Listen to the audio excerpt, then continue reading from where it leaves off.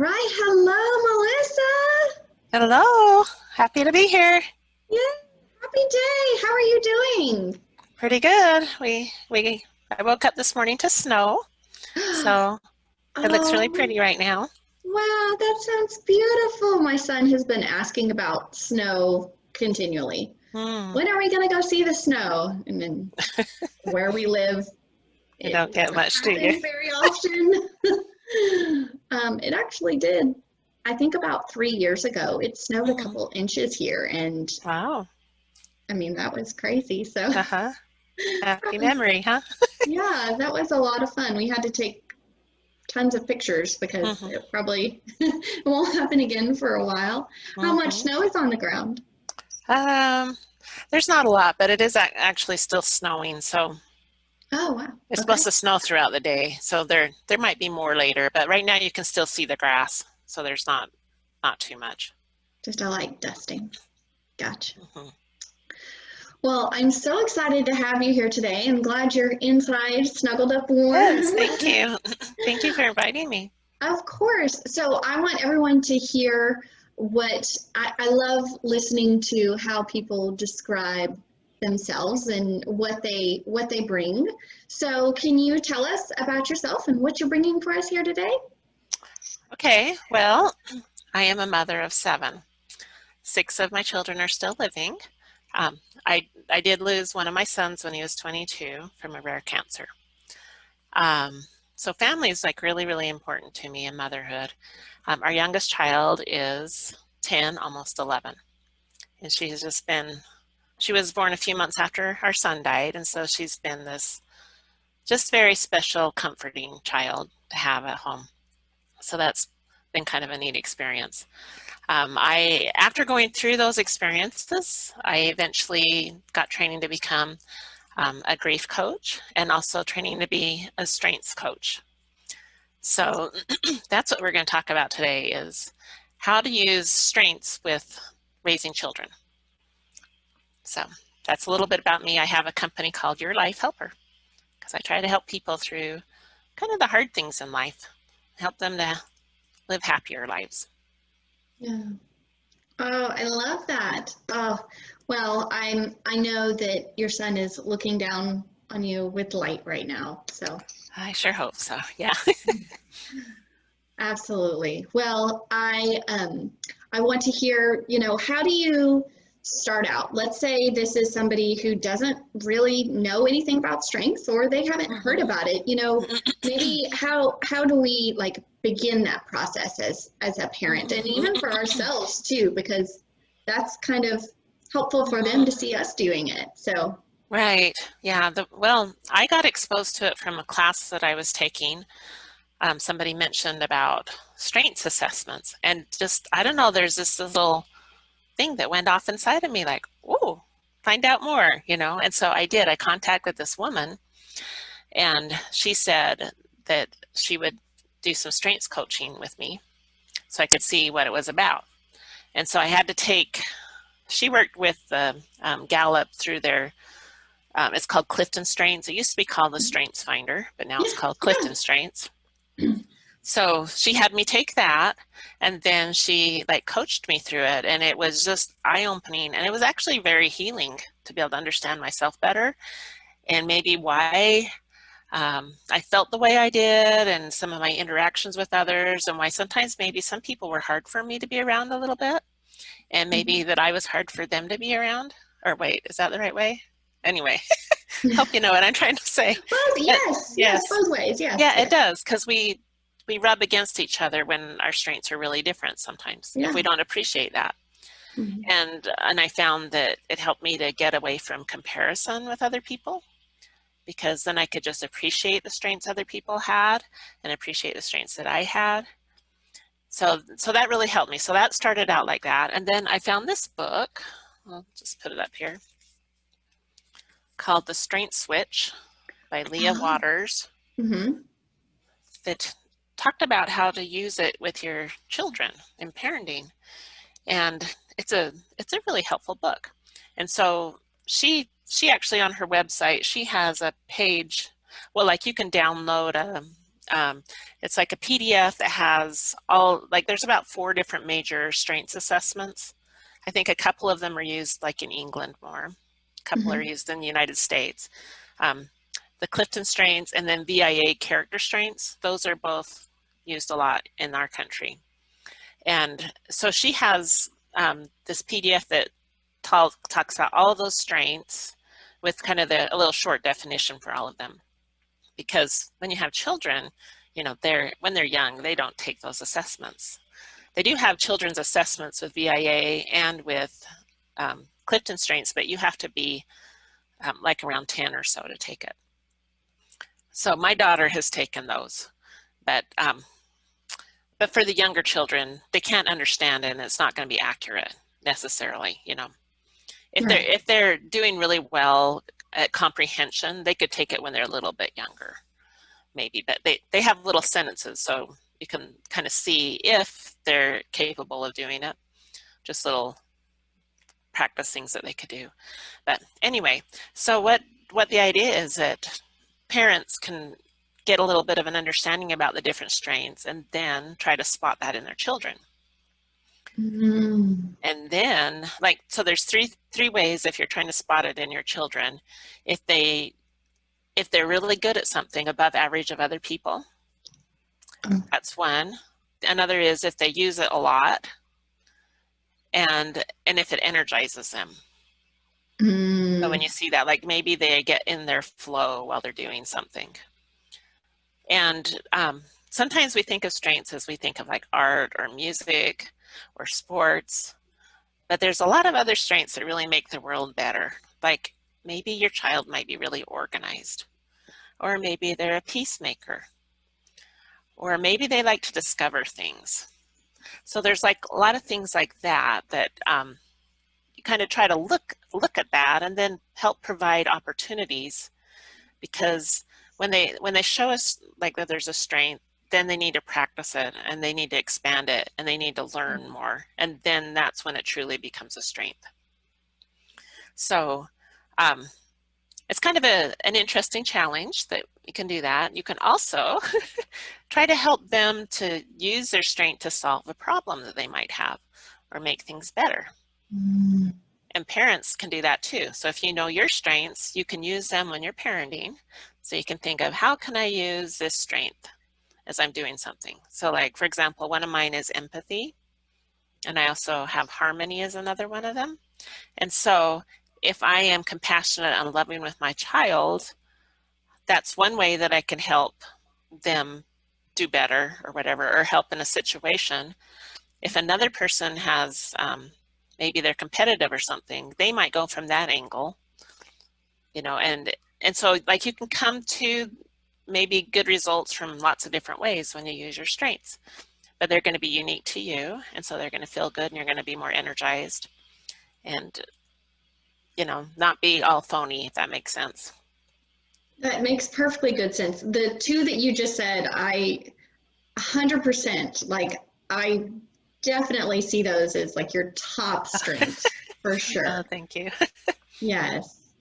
And I love that too, that you said that, you know, we try to help our children by, you know, having them use them as well. Like Mm-hmm. my son, he really enjoys, I'm trying to think of the right word. It's escaping me at the moment.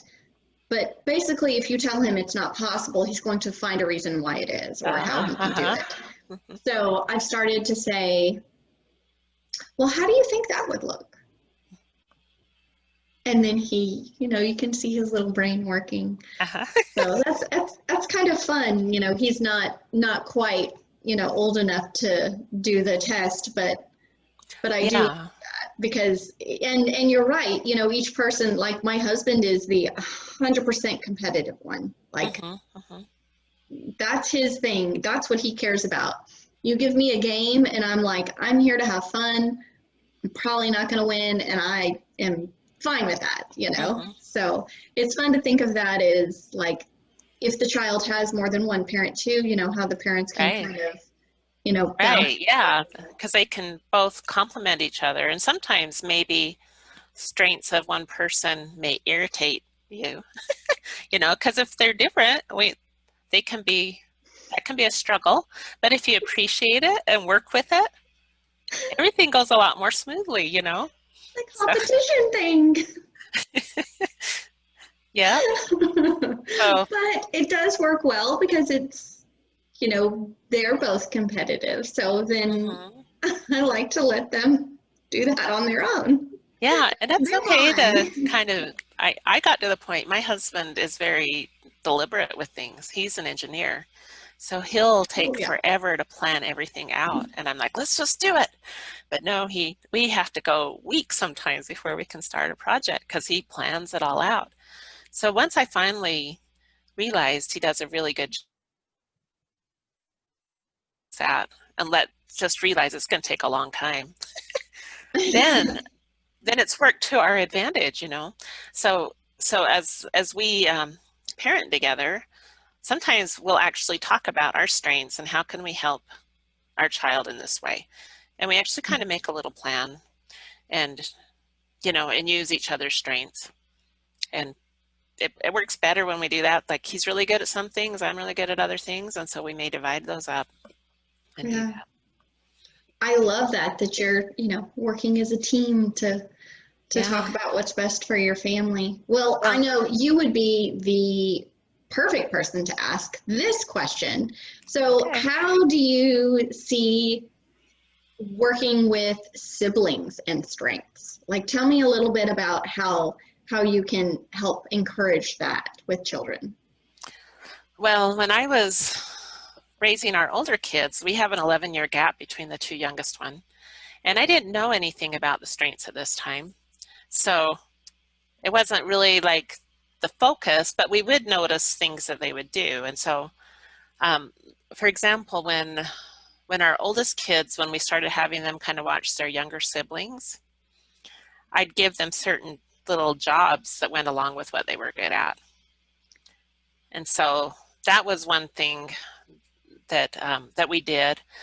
So I think sometimes it kind of get pushed in certain areas, you know, that this is kind of their role or that. But um, sometimes I think you can overlook it then, though, if you're not really focusing on maybe what their strengths are. Or another thing is talking to the teacher at school if they're in school and find Mhm. out what they notice.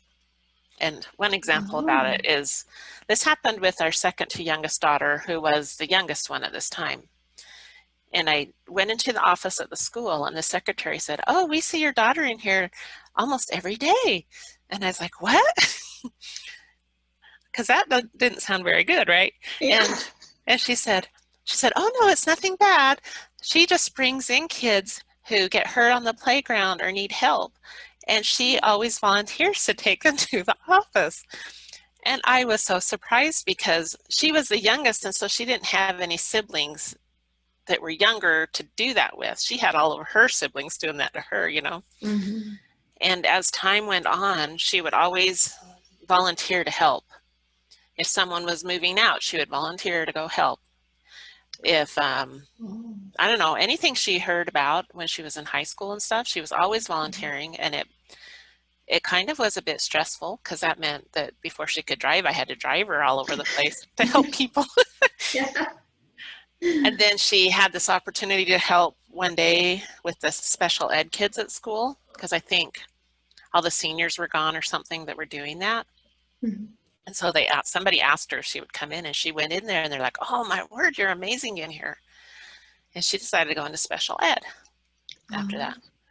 So that was kind of interesting that a lot of that came from because I heard that at the school. Mhm. And then just kind of letting her do what she was naturally doing and valuing that. Yeah, that's so fascinating. You would never have known unless you went to the Hmm. school. Yeah, Wow. yeah. Oh, and I feel like there's some people in the schools who are also really amazing at noticing those strengths Hmm. with kids. Yeah. And a lot of times, though, they do notice what's wrong more often. So if you can kind of get the teachers and talking about what's right with them, you know, Mm-hmm. and focus on that. How can, you know, like if you have a parent-teacher conference or something, and then I actually brought in for my youngest daughter, we had to meet with a special ed, or not special ed, she was in the gifted program, but she was like not speaking up, and it was driving the people crazy. But she was very gifted, and so I brought in her strengths and I met with the person, and we talked about it, and it just kind of made things everything better when I did that. Wow, that's fantastic. Yes, because you're opening their eyes for what you also see. Yeah, yeah. Oh. So it's easier to focus on the negative, but whatever you put your attention to, more energy goes that way. So if Mm-hmm. we focus on the positive things about our children and each other, you know, as well, spouses and such, then you get that positive energy going, and everything is much goes better when we do that. I completely agree with that. The positive energy, I don't know how to describe it very well. I think you described it so much better, but I just have Mhm. this feeling that yes, when things are in that positive, like that I guess people call it the vibration, like that flow state, Mhm. it really does seem to just have this whole other like emotional like experience attached with it. So, Right, right, yeah. mm, Yeah, oh, and then the wow. negative's the total other way, right? Yes, So absolutely. you get 5 A's on your report card and then maybe a D, but you don't notice the A's, you notice the poor grade. So Mm. that's why this book is called The Strength Switch. So when you're noticing you go into that negative way, imagine a light switch and you change it to think about the strengths. So I often do, ever since I've read that, I think about this little switch inside. Okay, it's time to switch. I let's, love let's that. get out of that place. Yeah, I think about that as well. The same exact thing. There's a quote about a light switch, and that's what I think of. Okay, I need to flip my light switch. Mm-hmm, Yeah. mm-hmm. Mm. Oh, how fascinating. So then I I'm trying to figure out how to formulate the question because I'm so excited. Um, so then at the point of helping, you mentioned the things that are not always their strengths. So then how do we help children still continue to do the things that are maybe not their strengths, Mm-hmm. but that could possibly turn into their strength? Like let's say you see that the child is really interested in something, but they're not good at it yet. You know, they need Right. to still continue and it may like be their best, most exciting strength. Kind Mm-hmm. of walk me through that a little bit. Well, so I guess I'm going to kind of label some of that maybe as weakness in a Okay. way. Okay, so some weakness comes because it actually is maybe an area of weakness, and you can kind of get around that by using your strengths to form little helper things. Um, I was reading about someone whose child, and I think they thought that maybe there was autism or something with it, but this child was constantly losing things. Like even would come home with one shoe, and they'd Oh. wonder like, how did you lose that shoe? I mean, it's just nonstop losing things. But the child was also very, very organized and structured. Hmm. So the dad went and took like painter's tape and put little spots so that when the child came home, then this is where the backpack goes, this is where the shoes go. And so that structure, since the child did well with structure and organization, Mhm. made it so the problem wasn't so bad. I mean, it didn't go away, but it helped a lot. And at school, they did that for the child too. When they discovered that that was working, then they set up a little structure for the child to do that that went with what they were good at. So that's probably kind of a more extreme example, but there often is maybe something that they do well that can help them to manage that. And also like doing things at certain times of the day when they have more energy or whatever, Mhm. maybe other ways, you know, to work with your body cycle or things. But the other area of weakness that I wanted to talk about is that areas of strength often come out as weakness because they're not being used in the right way. Really? Okay, I So definitely want to hear then about this. you want to kind of look at that and then help them to learn to use it in the right way. So one example is one of our relatives, when he was young, he always got needs improvement for talking too much at school on his report card. So you can picture the teacher going crazy because this person is talking a lot, right? Mm-hmm. But as an adult, he is like super charming. I mean, I just love being around him. He makes everyone feel loved. He's very good at conversing with you and helping you to feel good about yourself. And he's gone into politics. He's been like on the school board, and he does like just local politics, you know, and makes a difference in his community. He does all these things to make a difference, and he uses that gift in his work as well. So he's been really successful, but that was an area that looked like a weakness, but it was really his strength.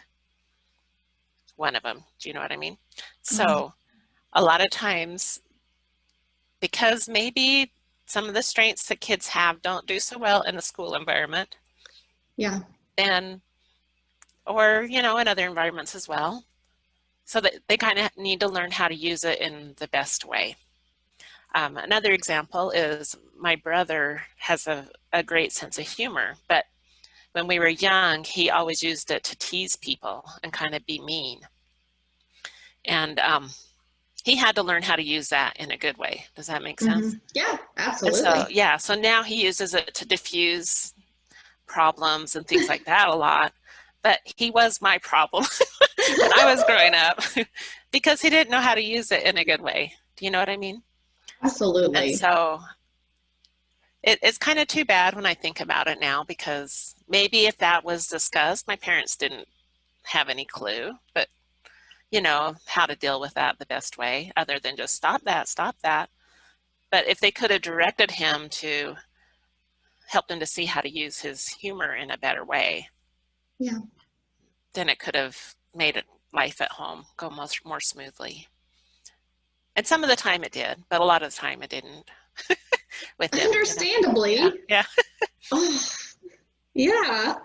I don't think I would be too, most people wouldn't be very happy about that. So I get Right. it. Yeah. Yeah. But I mean, there were times when he just really entertained us.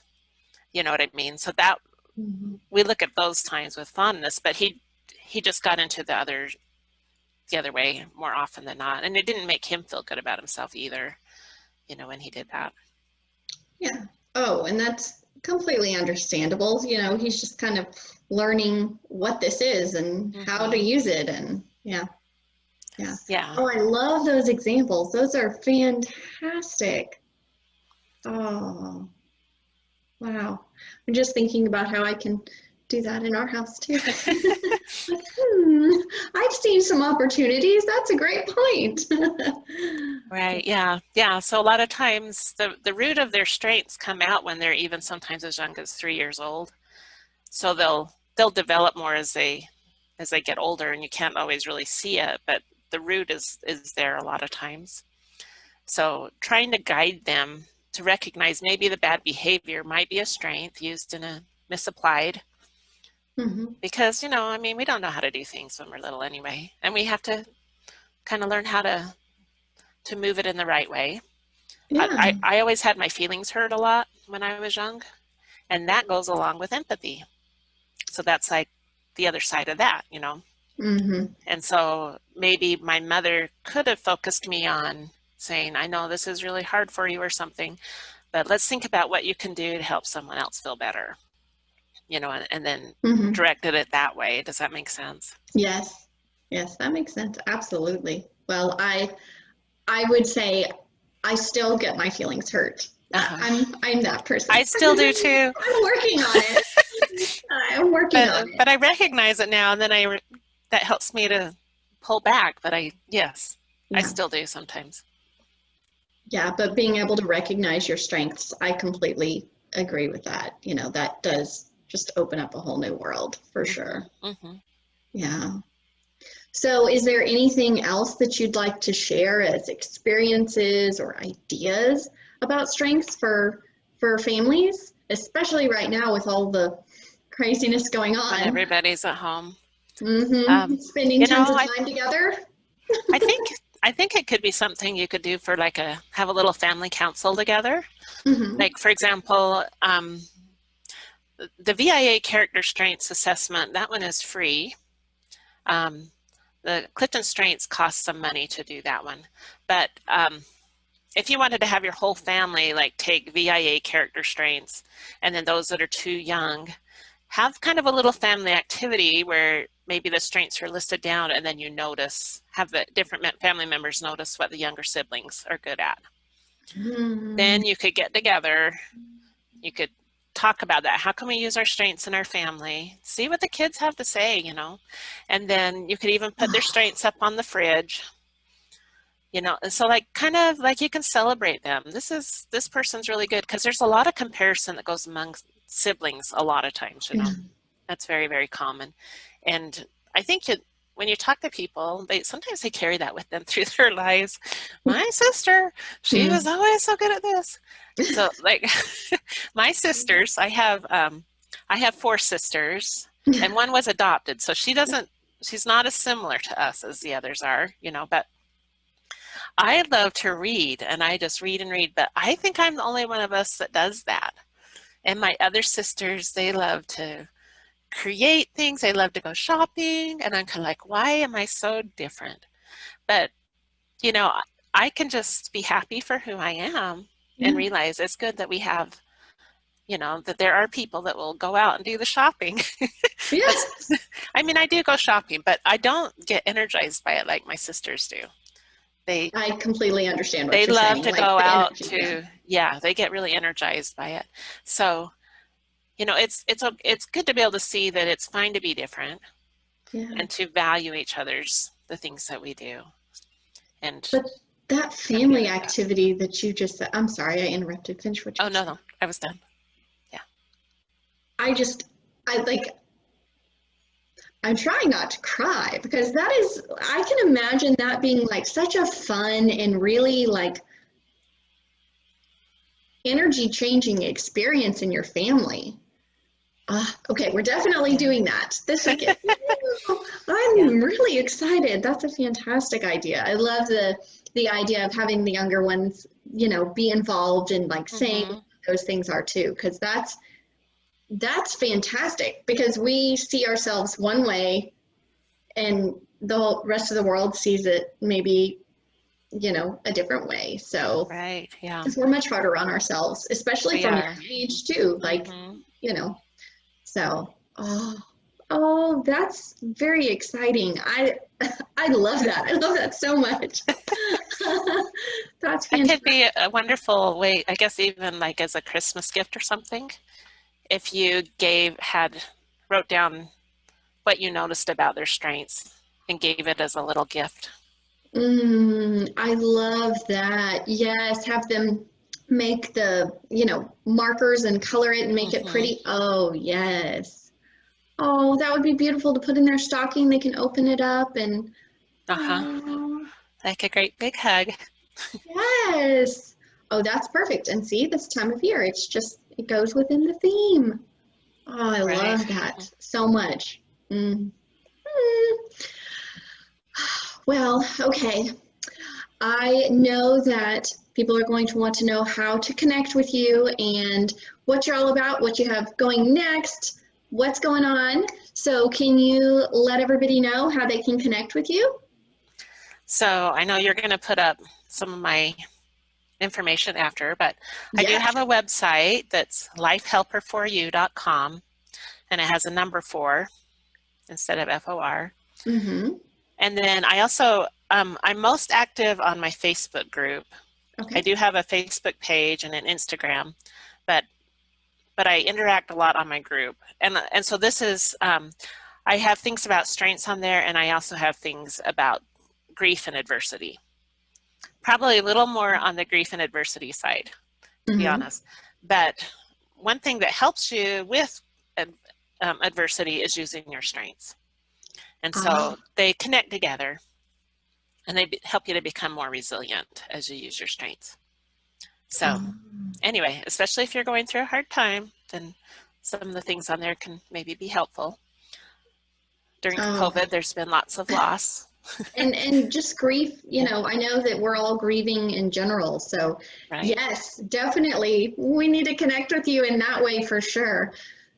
Oh, okay. Well, it was so wonderful talking to you today. I'm so glad you were able to Oh, share like these amazing stories and your beautiful insight. We could learn some great ideas and techniques for well, thank ourselves and for you. our family. Yeah, and I'm still always trying to grow in that.